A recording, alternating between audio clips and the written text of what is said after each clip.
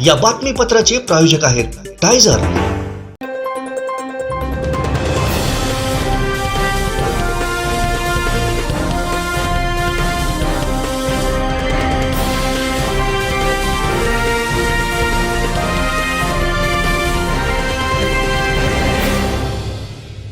नमस्कार, आपण पाहताय कोकणचं नंबर 1 महा चॅनल कोकण सात लाईव्ह। बातमीपत्रात आपलं स्वागत। सुरुवात करूया हेडलाईन्सनं। हेडलाईन्सचे प्रायोजक आहेत टायझर, गो रॉयल विथ ऑक्सफर्ड। उत्तर गांधी चौकात उघड पंचनामा करावा लागेल, खासदार राऊतांचा केसरकरांना इशारा। महाराष्ट्राच्या पुढे कोकणला न्यायचं आहे, दीपक केसरकर यांचं विधान। आणि महाराष्ट्र आरक्षणाबाबत मुख्यमंत्री दिशाभूल करत आहेत, खासदार विनायक राऊत यांची टीका।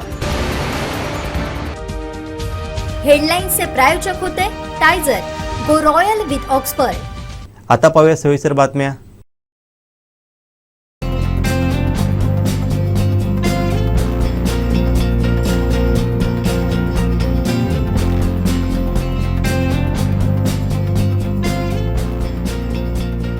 अनंत टी देई रिफ्रेश हमी। स्वराज्य संस्थापक छत्रपती शिवाजी महाराजांच्या जयंतीनिमित्त जय भवानी जय शिवाजीच्या जयघोषात स्वराज्य संघटनेच्या माध्यमातून काढण्यात आलेल्या शिवरॅलीला उत्स्फूर्त प्रतिसाद लाभला। या रॅलीमध्ये भगवादारी युवाई मोठ्या उत्साहानं सामील झाली होती। ऐतिहासिक वेशभूषा केलेल्या चिमुकल्यांची लक्षवेधी उपस्थिती होती। पाहूयात।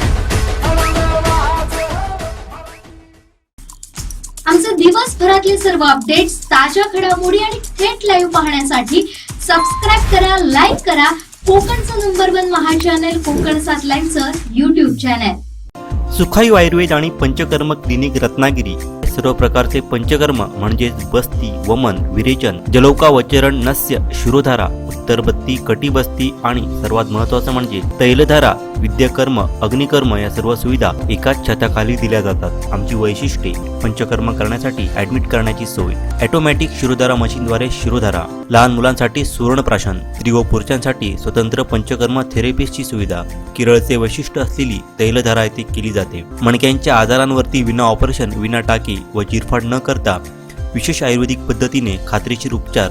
म्हणूनच कोणतेही ऑपरेशन करण्यापूर्वी, कोणताही जॉईंट रिप्लेस करण्यापूर्वी पुन्हा पुन्हा विचार करा आणि सुखाई आयुर्वेद आणि पंचकर्म सेंटरला नक्की भेट द्या, कारण शेवटी कृत्रिम ते कृत्रिम असतं। स्थळ: doctor Pradeep Khate, BAMS MD Panchakarma specialist, doctor Prajakta Ghate BHMS ICR Pune, Sukhayu Ayurveda आणि Panchakarma clinic, Yashodeep complex, flat number 109, Samsung शोरूमच्या वर, शिवाजीनगर, रत्नागिरी. Mobile number 8275 39 24 30.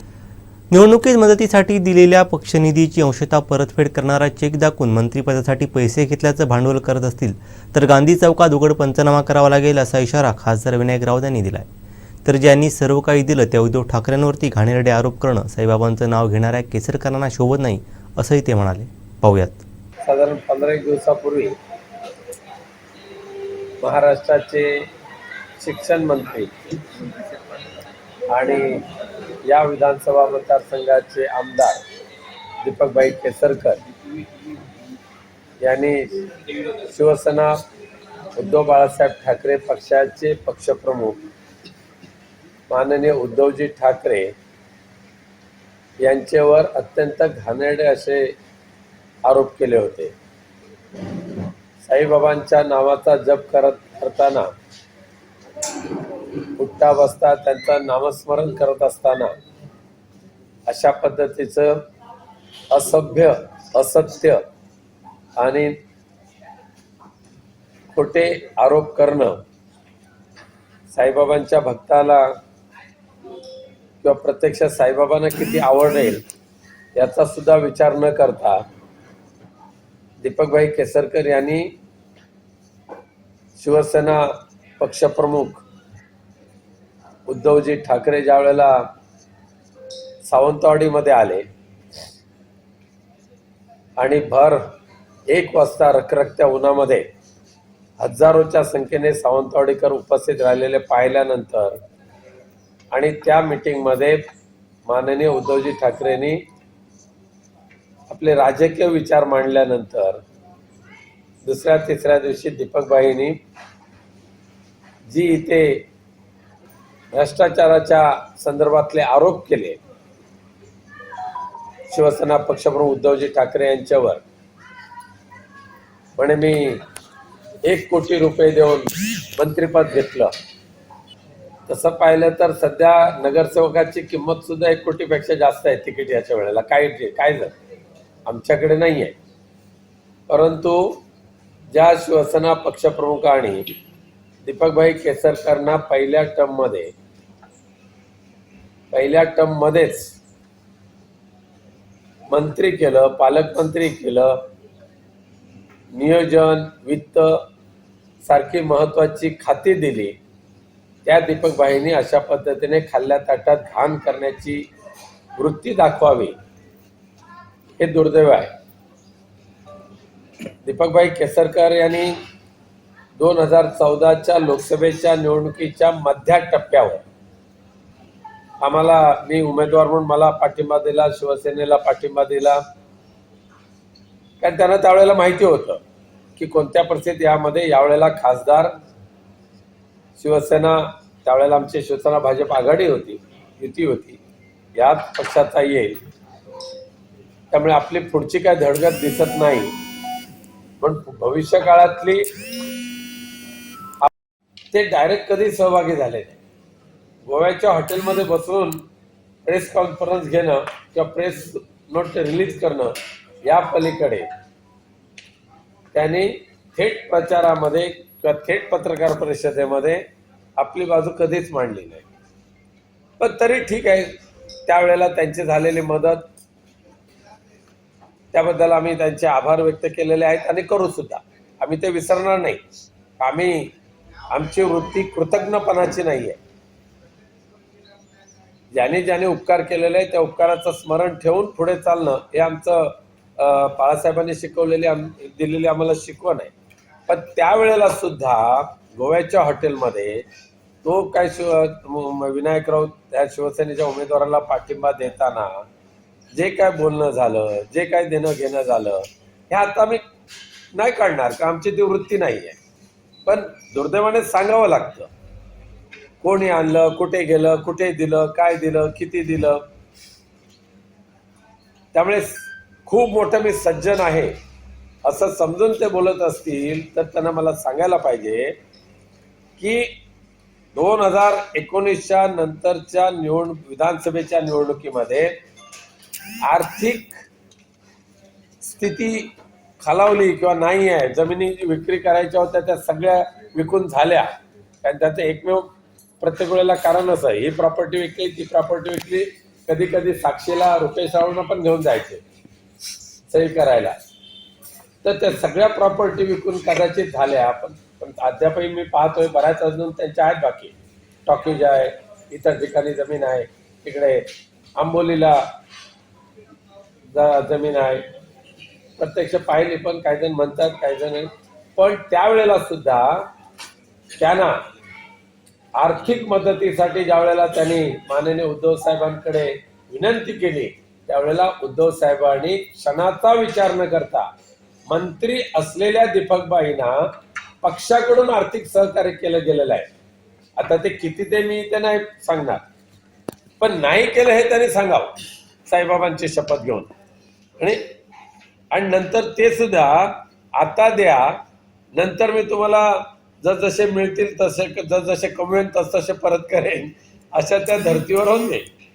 त्याच्यापैकी काही अंशी त्यांनी रक्कम परत केली जी घेतलेली. पक्षाचा निधी जो पक्षाकडून घेतलेली मदत होती रिटर्नेबल स्कीममध्ये ती त्यांनी काही अंशी परत केली, पूर्णपणे नाही. आणि कदाचित तो जो चेक दिला असेल त्याचं भांडवल करून मंत्रिपदासाठी 1 कोटी रुपये घेतले असे घाणेरडे आरोप करणारे दीपकबाई केसरकर आता ज्यांच्याकडे तुम्ही गेलेला आहात त्यांची चाकरी करताय, करा चाकरी. पण ज्यांनी खऱ्या अर्थाने तुम्हाला राजकीय वैभव प्राप्त करून दिलं त्या उद्धवजींवर अशा पद्धतीचे जर घाणेरडे आरोप करत असाल आणि मंत्रिपदासाठी पैसे घेतले असं सांगत असाल तर आम्हाला सुद्धा त्या गांधी चौकामध्ये उघड पंचनामा करावा लागेल. आमचे दिवसभरातले सर्व अपडेट्स, ताज्या घडामोडी आणि थेट लाईव्ह पाहण्यासाठी सबस्क्राईब करा, लाईक करा कोकणचं नंबर 1 महा चॅनल कोकण 7 लाईव्हचं YouTube channel. Shri Tuljabhavani complex 1 BHK 2 BHK and shop. Project by Shri Tuljabhavani developers. Gawandiwada opposite Asha park near Bharadnaka, Malvan, Sindhudurg. आपल्या स्वप्नातील घर प्रत्यक्षात. Contact details for booking.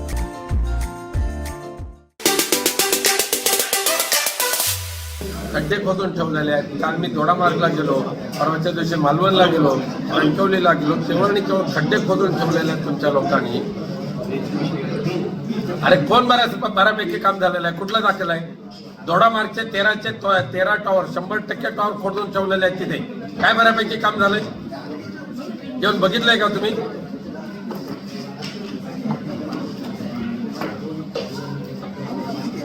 तुम्हाला मी दोडामार्गचे 13 टॉवर्स म्हणून बोलतोय, मालवणचे 6 टॉवर्स बोलतोय.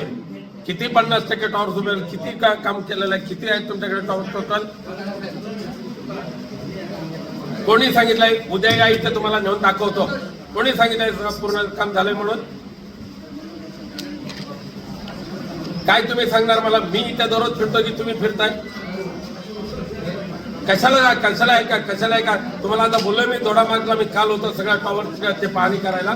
13 टॉवर तिथे खड्डे खोदून ठेवलेले आहेत. निर्लज्जासारखे तिथे बसून बोलता लाशर्म वाटत नाही तुम्हाला? बऱ्यापैकी काम झालं म्हणून सांगता बेशरमपणे. खड्डे खोदून ठेवलेले आहेत तिथे. लोकांची गुरं पडतायत आतमध्ये, माणसं पडतायत त्या खड्ड्यांमध्ये. काय मेहरबानी करणार का तुम्ही? BSNLचे टॉवर उभं करून लोकांवर मेहरबानी करणार का? केंद्राकडून आम्ही मंजूर करून घेतले ते टॉवर लोकांना उभं करून द्यायला नको? तिथे बसून राहता, ऐपतीपेक्षा जास्त तुम्ही ठेकेदारी घेता. होत नसेल तर कशाला घेतलं तुम्ही काम? तुम्ही एक लक्षात ठेवा, जर दोडामार्गच्या सगळे खोदलेले टॉवर्स 13 आहेत, हे जर या 2 दिवसात काम चालू झालं नाही तर तुमचं जिथे ऑफिस आहे त्या ऑफिसमध्ये येऊन तुम्हाला ऑफिसमध्ये कोंडून ठेवेल, हे लक्षात ठेवा. आणि तुम्हाला आयुष्यावर ब्लॅकलिस्ट केल्याशिवाय सोडणार नाही.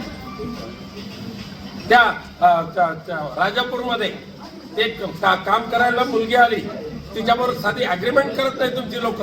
कशी कामं करायला तयार होतील? कशी कामं करायला तयार होतील? तुम्हाला लक्षात ठेवा, तुमची कंपनी जर ब्लॅक लिस्टमध्ये मी घातली नाही तर नावाचा खासदार विनायकराव सांगणार नाही. लक्षात ठेवा, आयुष्यातून तुम्हाला याच्यावर तुम्ही लोकांना फसवण्याचे धंदे करताय, तिथे केंद्र सरकारला फसवण्याचे धंदे करताय. जर मला ह्या 4 दिवसात दोडामार्गच्या टॉवरचं काम, फाउंडेशनचं काम चालू झालं नाही तर तुमच्या ऑफिसमध्ये येणार आहे. लक्षात ठेवा तुम्ही. आमचे दिवसभरातले सर्व अपडेट्स, ताज्या घडामोडी आणि थेट लाईव्ह पाहण्यासाठी सबस्क्राईब करा, लाईक करा कोकणचं नंबर 1 महा चॅनल कोकण 7 लाईव्हचं YouTube चॅनल. आयुर्वेद चिकित्सालय आणि पंचकर्म केंद्र, शरीर शुद्धीसाठी ऋतुशोधन, वमन आणि विरेचन. आजच संपर्क साधा. Doctor Yogesh Kodkar, MD, Panchakarma. आयुर्वेद चिकित्सालय आणि पंचकर्म केंद्र, सिद्धिविनायक अपार्टमेंट, शिवाजीनगर, कुडाळ, सिंधुदुर्ग. संपर्क 9850 82 74 42 आणि 97 64 80 85 92. वेळ संध्याकाळी 3 ते 7 वाजेपर्यंत. काही बोक्यांची छोटी पिल्लं असतात, ती बोर्ड लावत फिरतात, असा टोला मंत्री दीपक केसरकर यांनी लगावलाय. पाहूयात. माझे एवढे पैसे MTDC कडे आहेत, जवळजवळ 84 कोटी रुपये अखर्चित आहे. कोणीतरी बोर्ड लावले त्यांचे, तर मला त्यांना एवढंच सांगायचं आहे की ज्यांनी बोर्ड लावले आणि सामनामध्ये माझ्या नावाने बातमी आली, अरे तुमचा मुलगा पर्यटन मंत्री, त्याच्याकडे माझे पैसे पडलेले आहेत, त्याला खर्च करता येत नाही तर मी काय हात लावून खर्च करून घेऊ शकत नाही. आता आमचं राज्य आलं, आम्ही 100% पैसे खर्च करणार. पण लोकांना हे सुद्धा कळलं पाहिजे की ह्यांचं राज्य आलं तर ह्यांना दिलेले पैसे खर्च करता आले नाहीत. मी 25 कोटी पाणबुडीसाठी दिले होते. पाणबुडीसाठी कशाला दिले? वेंगुर्ल्याहून पाणबुडी सुटणार. 52 कोटी रुपये मंजूर केले होते, 1 रुपया खर्च करता आला नाही. आणि मग काहीतरी म्हणायचं, खोके म्हणायचं, बोके म्हणायचं. काही लोकांची बोक्यांची छोटी छोटी पिल्लं असतात, ती काय काय बोर्ड लावत फिरतात. मला त्याच्याबद्दल वाईट वाटत नाही, पण जेवढ्या बोक्यांच्या पिल्लांनी जे बोर्ड लावलेत ना, त्यातला प्रत्येक पैसा MTDC कडे जमा आहे. बोटी आहेत म्हणजे आपल्या ज्या खाडीच्या किनाऱ्यावर, समजा तुम्ही ह्या बाजूला गेलात तर एक अरुंद असतं, कवठणी असतं, किनळे असतं, सातार्डा असतं. तसं ह्या बाजूला गेलात तर त्या ठिकाणी तुम्हाला चिपी मिळणार, आधी भोगवे मिळणार, नंतर चिपी मिळणार, त्याच्यानंतर वालावल मिळणार, नेरूळ पार मिळणार. सगळीकडे पर्यटक गेले पाहिजेत तर त्यांना काहीतरी आकर्षण द्यायला लागतं. तसं मी मुंबईमध्ये दिलं. मुंबईमध्ये आता दादरपासून ह्याला वरळीला जायची आम्ही बोट सर्व्हिस सुरू करतो. म्हणजे तिथं कोणाला जेवायला जायचं असेल, बोटीत बसायचं आणि जेवायला जायचं. शेवटी एक गोष्ट लक्षात ठेवा, गरिबांबद्दल प्रेम पाहिजे. गरिबांबद्दल ज्याला प्रेम आहे तोच मनुष्य इतिहास घडवू शकतो. आणि हा इतिहास आपल्याला सावंतवाडी मतदारसंघामध्ये अशासाठी घडून दाखवायचा आहे की इथं असे राजे होऊन गेले की ज्यांनी आपल्या राजवाड्यामध्ये मुलांना ठेवलं आणि त्यांना शिकवलं. आणि म्हणून पुढच्या काळामध्ये जर विकास व्हायचा असेल, आपण सर्वांनी एकत्र राहिलं पाहिजे. आमचे दिवसभरातले सर्व अपडेट्स, ताज्या घडामोडी आणि थेट लाईव्ह पाहण्यासाठी सबस्क्राईब करा, लाईक करा कोकणचं नंबर 1 महा चॅनल कोकण 7 लाईव्हचं YouTube चॅनल. आता डोळ्यांच्या सर्व आजारांवर अत्याधुनिक उपचार कणकवलीत, तेही अगदी माफक दरात. नॅप आय हॉस्पिटल मिरज संचलित विवेकानंद नेत्रालय आणि रेटिना सेंटर मध्ये आजपर्यंत 15,000च्या वर डोळ्यांची ऑपरेशन्स, विना टाका, विना इंजेक्शन, मोतीबिंदू शस्त्रक्रिया, डोळे तपासणी, चष्मा, तिरळेपणा आणि डोळ्यांच्या सर्व आजारांवर उपचार. डायबेटिक आणि उच्च रक्तदाब असलेल्या रुग्णांवरही डोळ्यांचे उपचार. आजच संपर्क करा.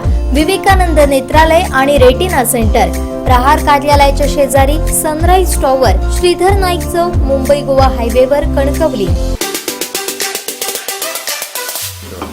बघा, मराठा आरक्षणाच्या विषयावर महाराष्ट्राचे मुख्यमंत्री एकनाथ शिंदे मराठा समाजाचं आणि मनोज जरांगे पाटलांची दिशाभूल करतायत, त्यांना फसवण्याचं काम करतायत. कोणत्या परिस्थितीमध्ये महाराष्ट्रातल्या मराठा समाजाला आरक्षण द्यायचं झालं तर सकल मराठाला सरसकट आरक्षण देण्याची आवश्यकता आहे. आणि ती देत असताना 50% जास्त पर्सेंटेज वाढणार आहेत. आणि ते आरक्षण देताना OBC असेल किंवा इतर कोणते प्रवर्गाला त्याच्या आरक्षणाला बिलकुल धक्का न लावता विशेष आरक्षण देण्याची आवश्यकता आहे. आणि ते द्यायचं झालं तर महाराष्ट्राच्या विधिमंडळामध्ये ठराव पास करून देशाच्या लोकसभेमध्ये तशा पद्धतीचं विधेयक आणावं लागेल. आणि त्या विधेयकाच्या नंतर विशेष आरक्षण देण्याचा कायदा करावा लागेल. आणि केलेलं आरक्षण नव्या सूचीमध्ये त्याचा अंतर्भूत करावा लागेल, तरच सकल मराठा समाजाला आरक्षण मिळेल. आज कुणबी मराठा, ओबीसी मराठा अशा पद्धतीचे भांडणं लावून आपली राजकीय पोळी भाजण्याचं जे काम चाललेलं आहे आणि त्या दिवशीसुद्धा वाशीमध्ये मुख्यमंत्री एकनाथ शिंदेंनी स्वतःचा टेंबा मिरवण्याचा जो प्रयत्न केलेला आहे, दुर्दैव आहे. पण दुर्दैवाने मनोज जरांगे पाटील यांची दिशाभूल केली गेली, त्यांना संभ्रमात टाकलं गेलं आणि म्हणून त्यांनी ते आंदोलन मागे घेतलं.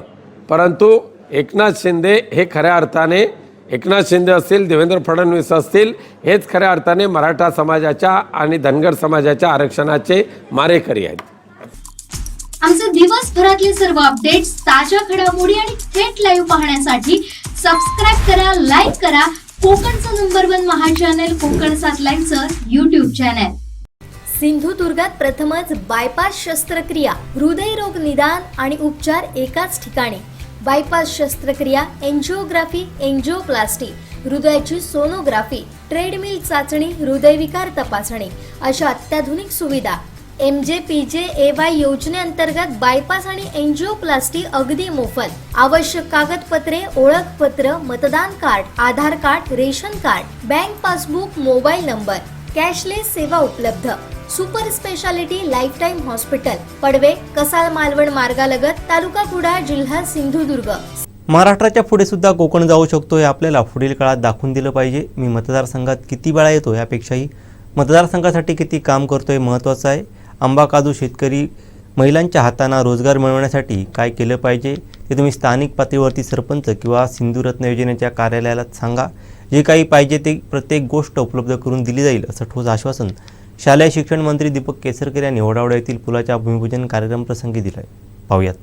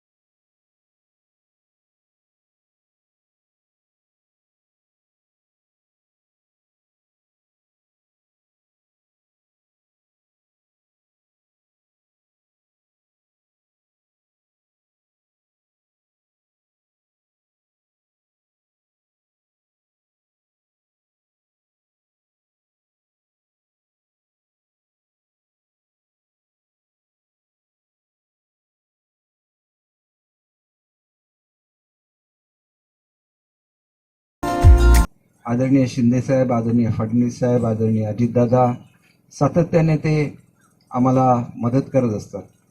ज्यावेळेला आमचं मंत्रिमंडळ स्थापन झालेलं नव्हतं त्यावेळेला 2च मंत्र्यांचं मंत्रिमंडळ होतं आणि ते म्हणजे शिंदेसाहेब आणि फडणवीस साहेब. त्यावेळेला सगळीच्या सगळी डिपार्टमेंट मुख्यमंत्र्यांच्याकडे होती आणि जेवढी यादी दिली सगळीच्या सगळी यादी त्यांनी मंजूर केली दोघांनी. आणि हे आमचं एक टीमवर्क आहे. हे टीमवर्क खालीसुद्धा दिसलं पाहिजे. ज्याला आपण खाली काम करतो त्याला सगळ्यांनी एकत्र काम केलं पाहिजे. कारण आपल्याला शेवटी मोदी साहेबांसाठी काम करायचं आहे. मोदी साहेबांनी जो भारताचा विकास केला तो गेली अनेक वर्ष झालेला नव्हता. आपण 11व्या क्रमांकाची अर्थव्यवस्था होतो, आता आपण 5व्या क्रमांकाची झालेलो आहोत आणि येत्या 2 वर्षामध्ये आपण 3ऱ्या क्रमांकाची अर्थव्यवस्था होणार आहे. खरं तर 3ऱ्या क्रमांकाची अर्थव्यवस्था जपान होती, परंतु जर्मनीने जपानला मागे टाकलं आणि ती 3ऱ्या क्रमांकाची अर्थव्यवस्था झालेली आहे.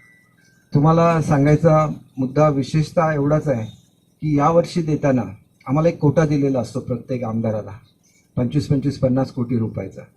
त्याच्यामध्ये ग्रामीण भागातले रस्ते 25 कोटीचे आणि जे राज्याचे रस्ते असतात, जसं हा स्टेट हायवेचा एक भाग असला तर त्या स्टेट हायवेसाठी पैसे दिलेले असतात. यावर्षी मी सांगितलेलं आहे की सगळेच्या सगळे रस्ते, कुठेही एक खड्डा शिल्लक राहता गावामध्ये, सगळे रस्ते ज्याचं डांबरीकरण आहे सगळेच्या सगळं पूर्ण करा. कारण ब्रिजेस आपण बांधत राहतो. माझ्या मतदारसंघामधले जेवढ्या ब्रिजेसची मी आश्वासनं दिली, अगदी थेट दोडामार्गमध्ये शेवटचा ब्रिज हेवाळ्याचा आहे तो सुद्धा पूर्ण केलेला आहे. तिथपासून अगदी केळूसचा ब्रिज असेल तर तो सुद्धा, त्याला सुद्धा पैसे दिलेले आहेत. म्हणजे कुठे असं एक काम शिल्लक नाही की जे आता राहिलेलं आहे. माझ्या मतदारसंघामध्ये काही गावं अशी आहेत की श्रीरामवाडी आणि निवती एकाच ग्रामपंचायतीच्या 2 भाग आहेत. दोन्ही भाग आजपर्यंत जोडले गेलेले नव्हते. त्यांना जोडणारा सुद्धा झुलता पूल मी बांधायला सांगितलं. जसं वेंगुर्ल्याला आपण झुलता पूल बांधलाय तसा, म्हणजे ह्या बाजूला विठोबाचं मंदिर आहे आणि ज्यावेळेला त्यांची विठोबाचा कार्यक्रम असायचा त्यावेळेला सगळेजण आपल्या होड्या बंद ठेवायचे, त्याच्यावर फळ्या घालायचे आणि त्याचा ब्रिज बनवायचे. शेवटी आपल्याला काम करायचं आहे, ते एक निश्चित धोरण समोर ठेवून काम करायचं आहे आणि ते करत असताना रस्ते, वीज, पाणी होत राहील. आपण तर हल्ली जिल्हा परिषद नसल्यामुळे आंबा बागायतदारांना क्रेट मिळत नव्हत्या, ताडपत्र्या मिळत नव्हत्या. सगळ्या मी सिंधुरत्नामधून द्यायला सांगितलेल्या आहेत. लवकरच त्याचं वाटप होईल. जेवढे अर्ज आमच्याकडे होते सगळ्यांना द्यायला सांगितलं. काही वेळेला आपल्याकडे आंब्यावर माशी येते, त्या माशीचा ट्रॅप द्यायला सांगितलं. सगळं आपण विनामूल्य द्यायला सांगितलं. जेवढं तुमचं उत्पन्न वाढेल तेवढं आपल्याला अधिकचं लोक सुखी होतील. आणि म्हणून एक गोष्ट लक्षात घेतली पाहिजे की आत्ता मला वाटतं जो 100 लोकांना आपण पर्यटनामधून घरं दिली, 5-5 खोल्या ना, किती लोकांना दिल्या?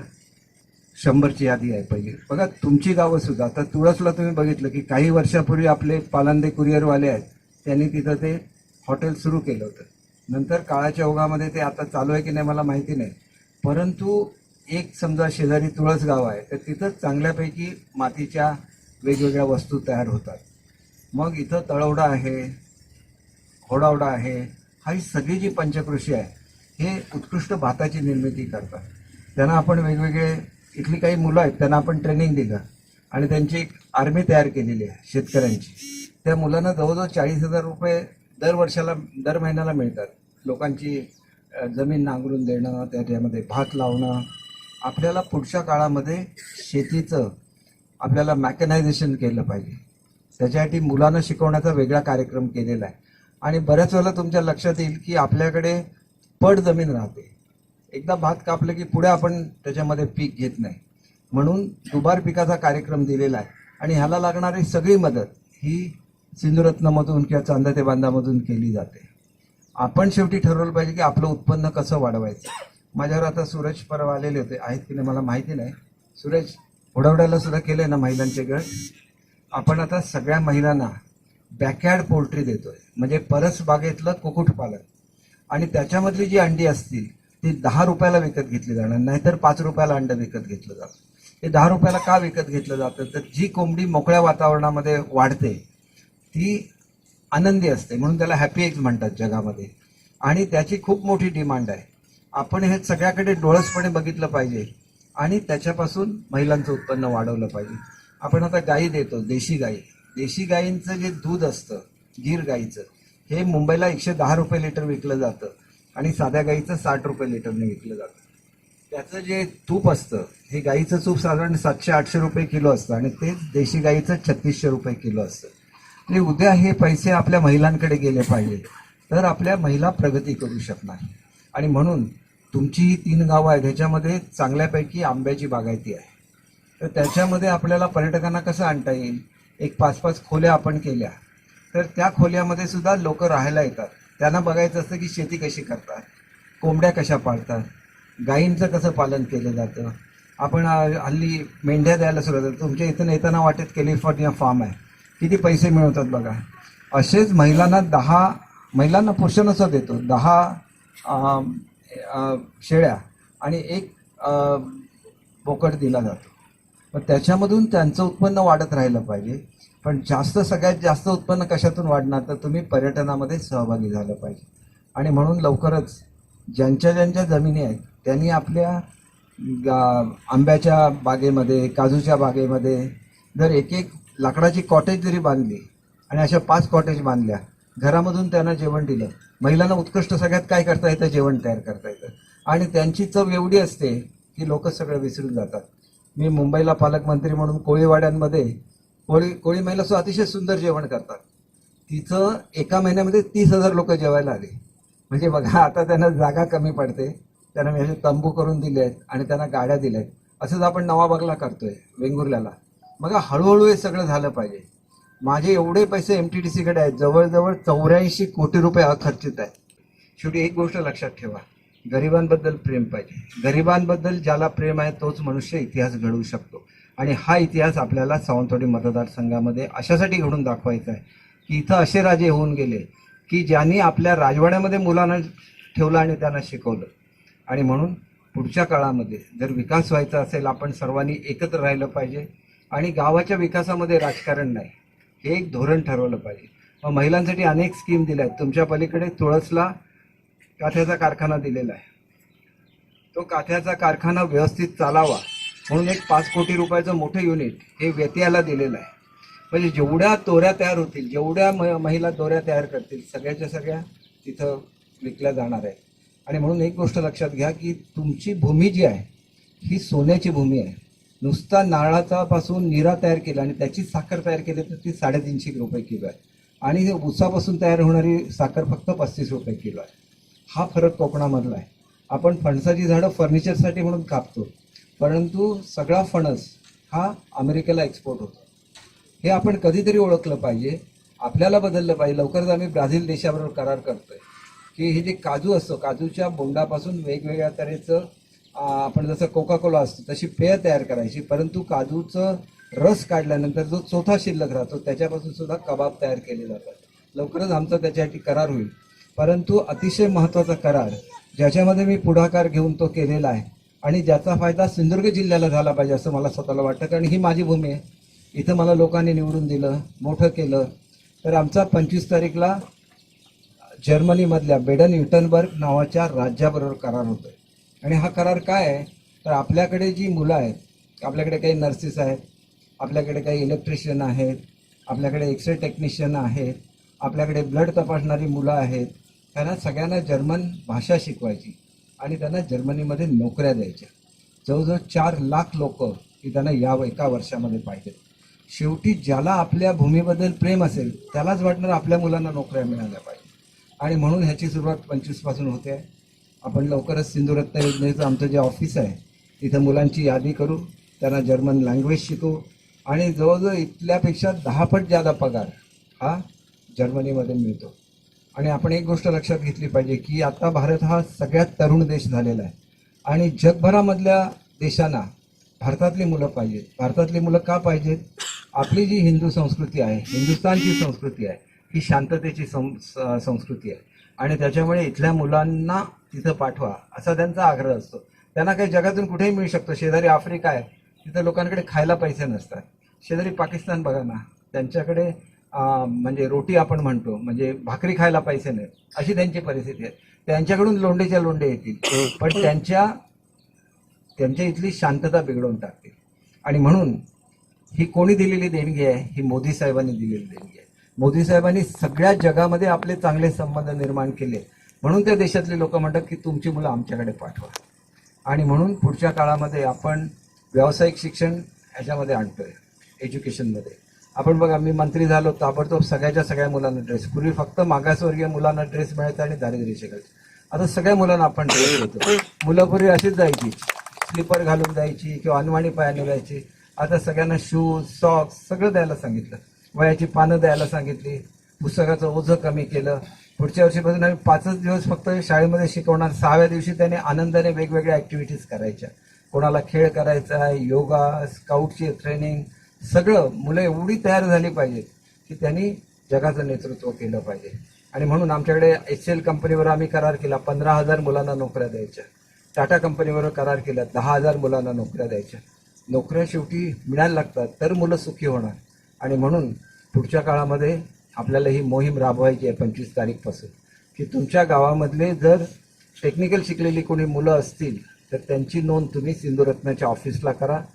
त्यांना ताबडतोब पुढचं शिक्षण, कारण आपल्याकडचं इलेक्ट्रिशियन वेगळा असतो आणि त्यांच्याकडचा वेगळा असतो, ते त्यांना शिकवायला लागेल, जर्मन भाषा शिकवायला लागेल. आणि मग त्यांना आपल्याला अगदी मोठ्या पगाराची, जशी इथं बँक मॅनेजरला वगैरे जसा पगार असतो तेवढा तिथं या कॅटेगरीतल्या मुलांना असतो. आणि म्हणून आपल्याला हे सगळं घडवायचं आहे. आणि हे घडवत असताना कोण काय बोलतो अशी मला अजिबात काळजी नसते. मला संपूर्ण राज्यातलं राजकारण बघायला लागतं. मुख्यमंत्र्यांवर कोणी टीका केली त्याला उत्तर द्यायला लागतं, उपमुख्यमंत्र्यांवर कोणी टीका केली त्याला उत्तर द्यायला लागतं. पण आम्ही कोणावर टीका नाही करत. जे टीका करणारे असतात ते आयुष्यात कधीच काम करू शकत नाही. म्हणून सांगतो, एक जर नुसती इथं पाणबुडी आली असती तरी वेंगुर्ल्याला हजारो पर्यटक आले असते. शिरोड्याचा ताज ग्रुपचा प्रश्न होता, 25 वर्ष कोण चालू करू शकलेलं नाही, मी सुरू केलं. का करू शकलो? तर मी देवाचा भक्त आहे. मला त्याच्यामध्ये मला काय नको असतं, मुलांना नोकऱ्या मिळाल्या पाहिजे आणि ते केलं तर आपण खऱ्या अर्थाने आपल्या लोकांना सुखी करू शकू.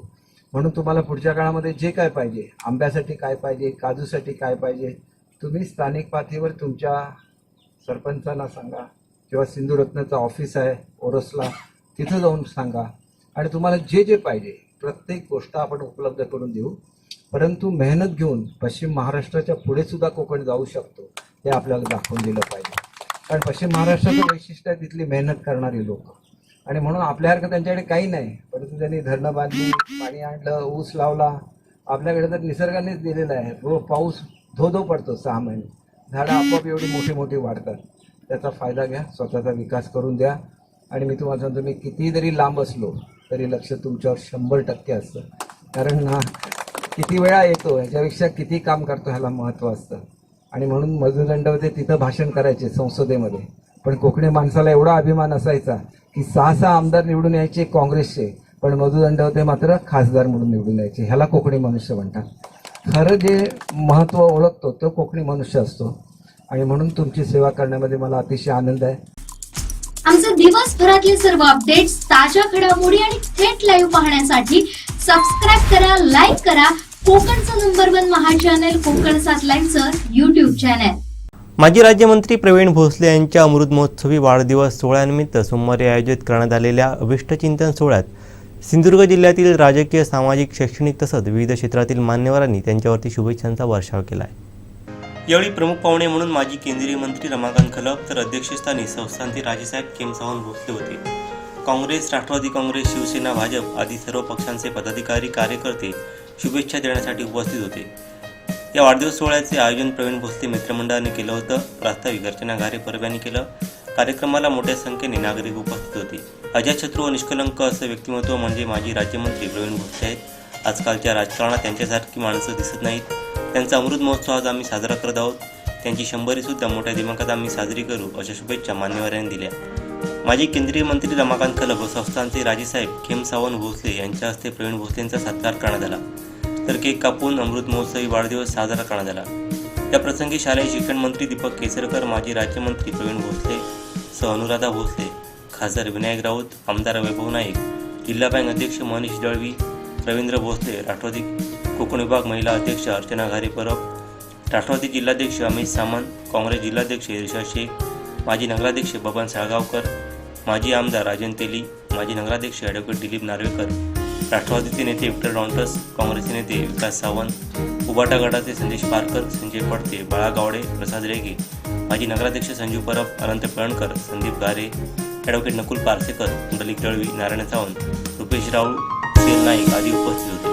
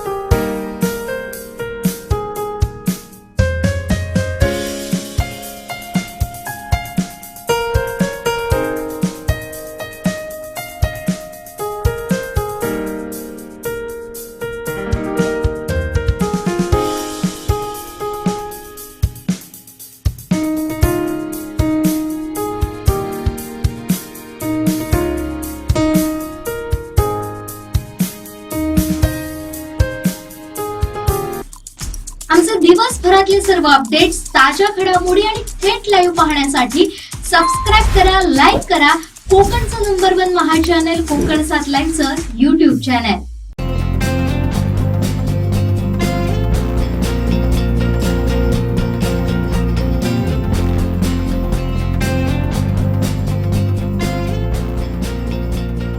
अनंत टी दे रिफ्रेश हमी.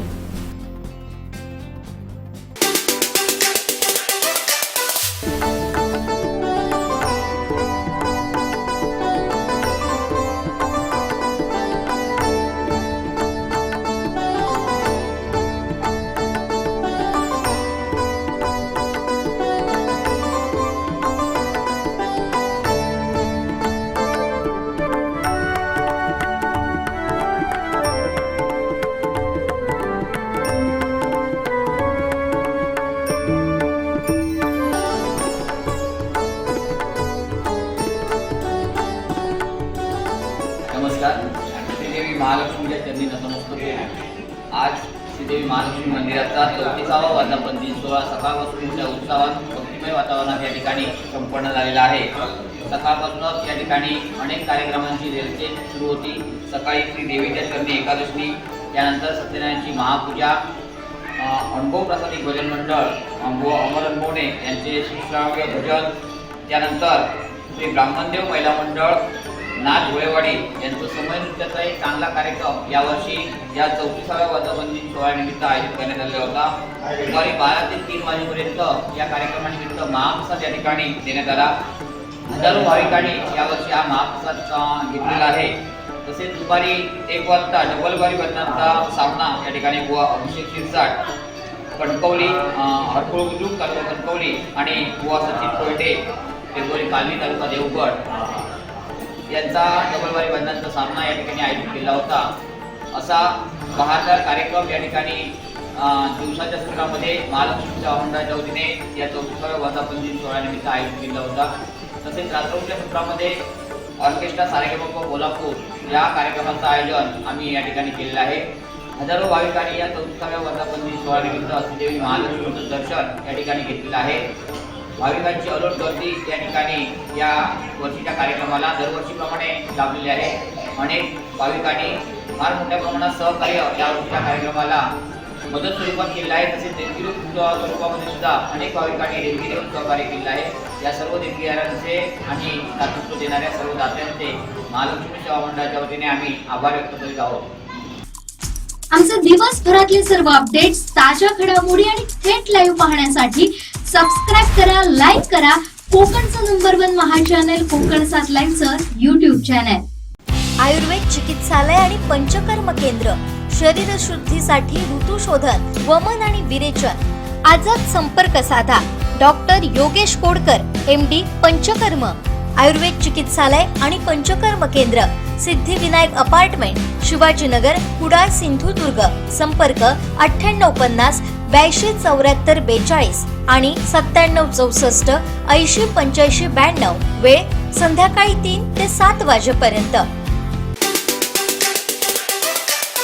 मालवण तालुका महिला आघाडी आणि मालवण शहर महिला आघाडीच्या वतीने माननीय खासदार विनायकजी राऊत साहेब आणि माननीय खासदार आमदार साहेब आमचे वैभवजी नाईक साहेब यांच्या माध्यमातून, तसंच युवती सेना विस्तारक आमच्या रुचिताई राऊत यांच्या मार्गदर्शनाखाली येत्या 22 तारीखला गुरुवारी अगदी 6 वाजता आपल्या मालवण शहरात प्रथम ती सौभाग्यवती स्पर्धा आम्ही शिवसेनेच्या वतीनं घेणार आहोत.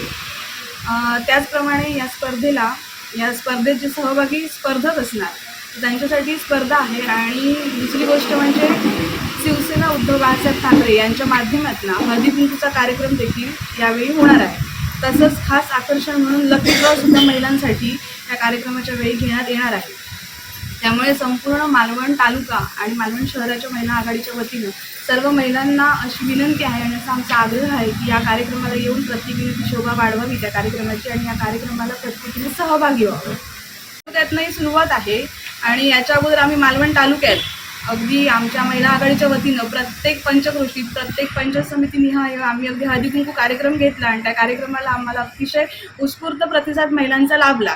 त्यामुळे मालवण तालुक्यातले याही स्पर्धेला आणि याही आमच्या शिवसेना उद्धव बाळासाहेब ठाकरे या पक्षाच्या वतीनं घेण्यात येणाऱ्या या उपक्रमाला देखील असाच अगदी छान प्रतिसाद मिळेल असं आम्हाला नक्की खात्री वाटते. या कार्यक्रमादरम्यान येणाऱ्या महिलांसाठी एक आम्ही फनी गेम हा एक उपक्रम त्या ठिकाणी राबवणार आहोत. त्याही कार्यक्रमाला सगळ्या महिलांनी व्यवस्थित उपस्थित राहावे.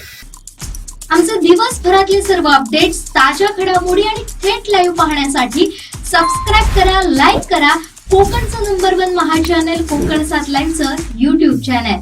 शेवटी ठळक घडामोडी पुन्हा एकदा.